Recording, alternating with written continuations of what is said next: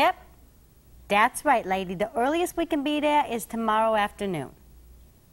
Uh-huh. Mm-hmm. Right. Listen, do you want us to come out there or not? Because I got a lot of other people who want our business, you know? Well, of all the nerve. I don't know what it is with people lately. That is the 5th hang-up I have had today. I am going to ask Rocky for a raise. I don't get paid enough to put up with this. Well, I wonder whether Trixie would be acting that way if she knew how much it was costing Rocky. You see, understanding the value of the calls coming into your shop takes a general understanding of how the business runs. And I'm not too sure Rocky knows much about that himself. But by the end of this presentation, I'm confident that you will. Let's start by looking at what it takes just to get the phone to ring in your shop.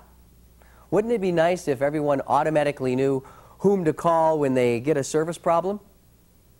But that's not too realistic, is it? Businesses throughout the world have a common problem, and that is letting potential patrons know they exist. You wouldn't be shopping at your favorite grocery store if you didn't know it was there, now would you? No. And even if you discovered it simply by driving by, it was probably the sign on the outside that told you it was a grocery store. And that sign cost the store money to have made and put in place, didn't it? Now, I know it's a simplistic example, but I wanted to make a point. People don't just suddenly realize a business exists. The business tells them by spending money on advertising and marketing.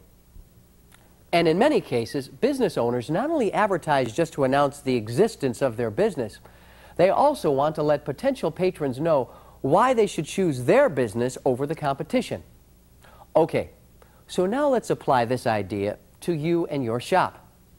You probably advertise in the local yellow pages in order to let people in your area know you're available to handle their service needs, right?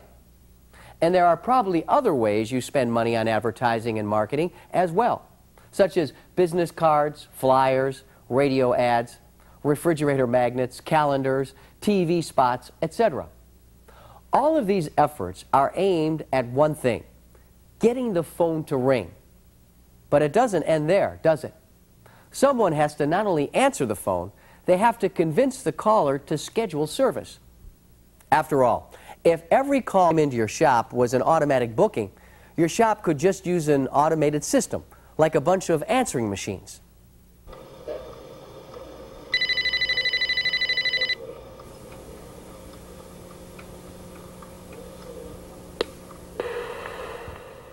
Rocky's Plumbing, Heating, and Air Conditioning.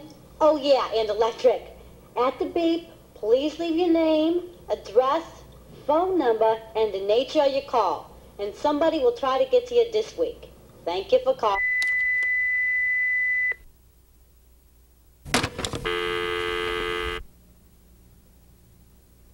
But it doesn't work that way. And that's why your job as a CSR or call taker is so important. Advertising makes the phone ring, but you are the one who sells your company's services to the caller. And your success or failure has a direct impact on the cost of doing business. Here's why. The more calls you successfully book, or the higher your closing ratio, the less expensive each booked call becomes. Let's plug in some numbers as an example. Suppose your company spent $3,000 on a Yellow Pages ad. Now let's say you get 100 calls from the ad, and out of those 100 calls, 30 are booked. If we divide our 30 booked calls into our $3,000 in total costs, we discover that each booked call cost our company $100. I guess you might say that's the cost of doing business. But look what happens when we change the number of booked calls. Let's say you booked 70 calls out of the 100 instead. What does that do to the other numbers? Well, $3,000 by 70 calls gives us $42.86 as the cost of call. That's a big difference from $100 per book call. So you can see what a dramatic effect your closing ratio can have on your company's profitability. The better you are at booking calls, the stronger your company becomes, and the more job security and growth potential everyone in your company can enjoy. Consider the potential increases in revenue if you can just book one more call a day. If the average ticket of those calls was, say, $275, you can multiply that by 5 days and see that the increase in revenue would be $1,375 for the week. Multiply $1,375 by 52 weeks, and that gives you $71,500 additional yearly revenue just by booking one extra call a day. Now, in addition to illustrating the importance of booking, your call's dollar value is an important tool for dispatchers. As discussed more fully in another module, dispatchers use this knowledge to prioritize calls. Of course, any type of emergency or safety issue would receive top priority. But when a shop is really busy, a dispatcher has to make important choices. There may not be enough technicians available to handle every call right away, so it becomes necessary to decide which calls receive priority over others. Okay, let me see here. We got the air conditioning job over there on Sawtell, yeah, and then we got the sewer job on Camden, yep, and then there's that sink clog over there on Center Drive. Oh, and the repiping on Milburn, great. Oh, with Rock and Sammy here, I got to figure out which one comes first. Junior, that woman called again about a kitchen sink. When are you going to send somebody over there? Okay, all right. Just get off my case here, okay? Huh? Okay. All right? I mean, geez. Rocky's still working on the wiring for the disposal. I better send Sam out right away.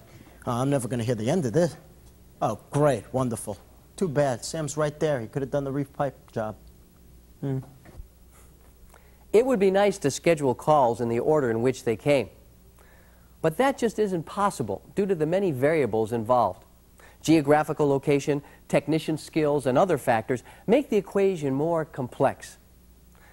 By understanding which calls have the most potential for customer service, the dispatcher can make more educated and profitable scheduling decisions for the shop. And the more successful the shop becomes, the better it will be for everyone.